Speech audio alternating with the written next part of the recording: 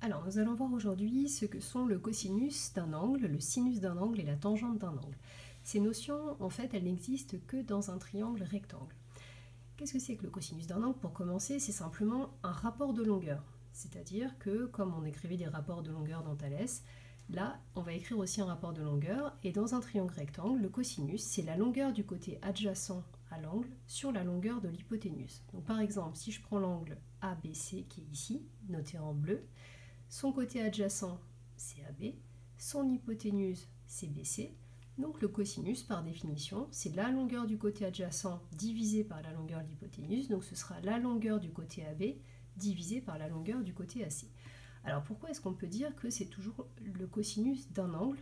Quel est le lien? Je vais vous montrer sur GeoGebra. Là, je vous ai tracé un triangle ABC qui est rectangle en B. Et dans ce triangle, donc j'ai mis un angle BAC qui mesure 60 degrés. J'ai fait afficher à GeoGebra les deux longueurs AB et AC. Donc ça, on est d'accord que c'est l'hypoténuse du triangle ABC. Et le côté AB, c'est le côté adjacent à l'angle BAC. Donc c'est le côté adjacent à l'angle qui mesure 60 degrés. J'applique la définition qu'on vient de voir dans la leçon. Donc je demande à GeoGebra de m'afficher la longueur AB ici, la longueur AC, et je lui ai demandé de me calculer AB sur AC. Vous pouvez leur demander de faire un calcul, et il vous calcule AB sur AC égale à 0,5. Donc ça veut dire que mon côté AB mesure 0,5 fois mon côté AC. Donc là, je vous ai pris un exemple simple avec l'angle de 60 degrés qui fait que, en fait, votre côté adjacent va mesurer la moitié de l'hypoténuse. Ce qu'on va voir, c'est que si je modifie la taille du triangle, en laissant toujours un angle de 60 degrés, et ben, le quotient AB sur AC il va rester égal à 0,5. Donc par exemple, je change la longueur des côtés. Voilà, là on a 7,7 et 15,4. Quand il fait 7,7 divisé par 15,4, il trouve toujours 0,5. J'utilise encore une autre longueur pour vous montrer. 4,2, 8,4. En faisant le quotient, on trouve toujours que la longueur du côté adjacent divisée par la longueur de l'hypoténuse est égale toujours au même nombre. Ce nombre-là, il ne variera jamais tant qu'on aura un angle ici qui mesurera 60 degrés. Donc il y aura toujours un même rapport, un coefficient de proportionnalité en fait entre les longueurs possibles pour AB et les longueurs possibles pour AC.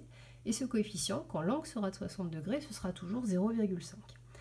Encore une fois, ça veut dire que le côté AB mesurera 0,5 fois l'hypoténuse AC.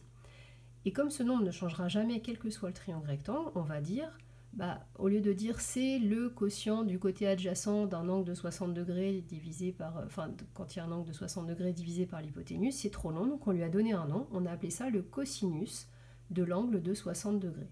Donc ce rapport-là, c'est tout simplement le cosinus de l'angle qui mesure 60 degrés. Et donc on va le noter cos, et entre parenthèses 60 degrés, comme ceci, ou cos 60, vous n'êtes pas obligé de mettre le degré. Je vous montre la même chose avec un autre angle, parce qu'on pourrait se dire que c'est un coup de bol, là, avec un angle de 60 degrés, ça fait toujours 0,5. Alors la plupart du temps, le cosinus ne va pas être un nombre qui va être un nombre décimal, ou qui va avoir très peu de décimales après la virgule, donc on en donne un arrondi. Donc là, je modifie volontairement l'angle, par exemple, je vais prendre un angle de, hop, on va essayer de trouver, 49,2 degrés, mettons.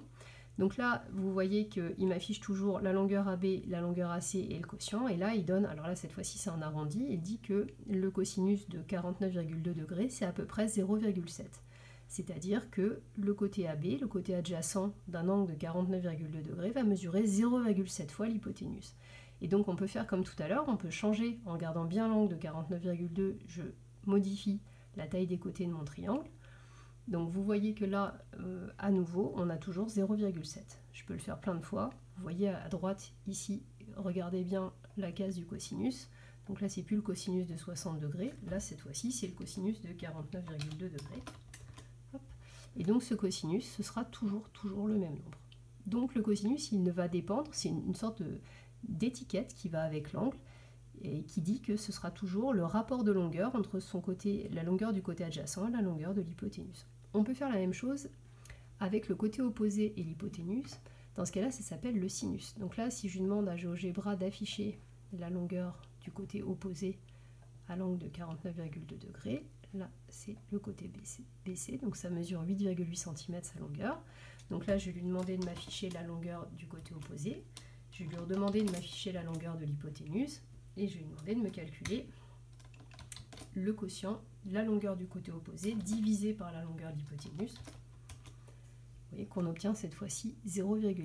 Et là, même principe que tout à l'heure, si je modifie la taille des côtés, vous voyez que les côtés changent, la longueur du côté opposé, la longueur de l'hypoténuse change, mais par contre, le quotient entre les deux reste toujours le même.